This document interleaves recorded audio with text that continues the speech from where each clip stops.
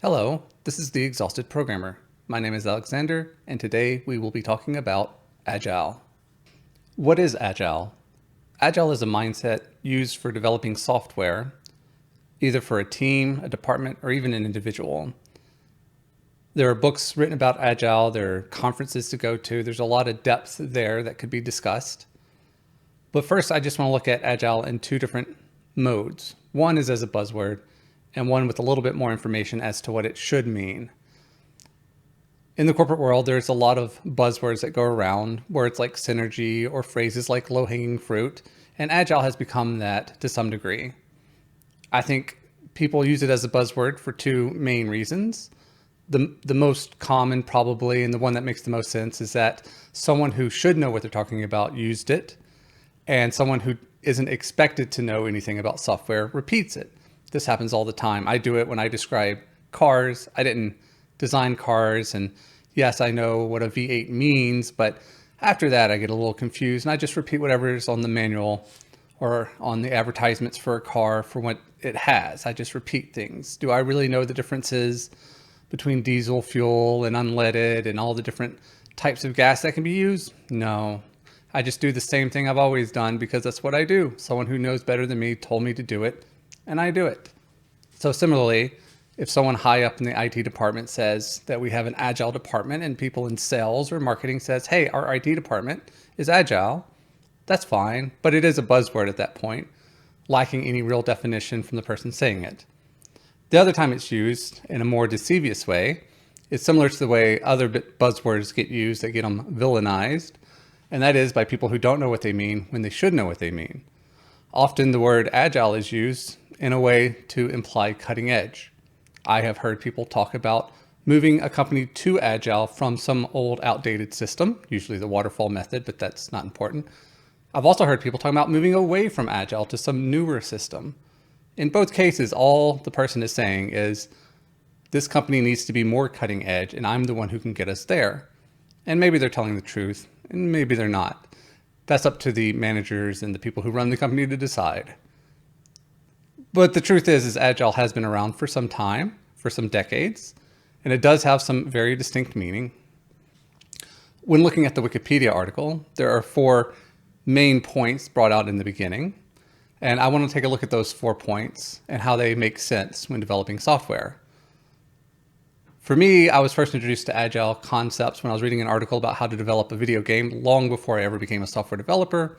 I just found it very interesting when I came across an article about someone who developed a video game in 40 hours and the things they took away from it. In the article, it doesn't mention Agile, but many of the things that Agile covers goes along with this article I read. Again, it was about making a video game, so my examples are probably going to be video game related. One point that is brought up is having working software. That was the main takeaway of the article itself. That was not Agile related again, but the guy who made the video game lamented the fact that it took forever in his timeline of 40 working hours, so 30 hours in, to actually have a game he could play.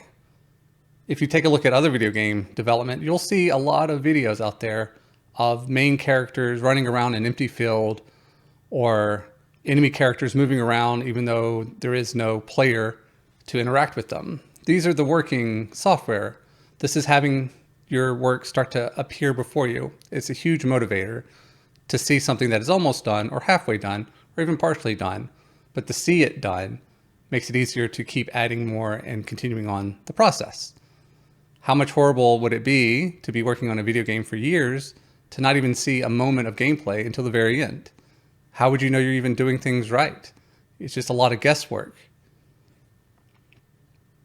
The next point I want to hit on is the customer collaboration and also the responding to change, because those two kind of go together. Your customer could be someone outside the company or inside the company, but the point is that you constantly talk with them, show them what you have, the working software that's not done, but has something working, and you get their feedback and you make the changes as they give you feedback.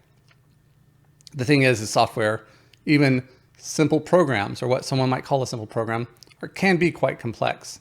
And sometimes certain behavior emerges from this complexity that was not predicted.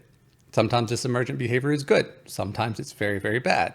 The quicker you find it, that is by having working software, having it in front of the customer for them to point out the problems, because you're not the customer, you might not see it as a problem, but they would, and therefore it becomes a problem. And then you respond to the change.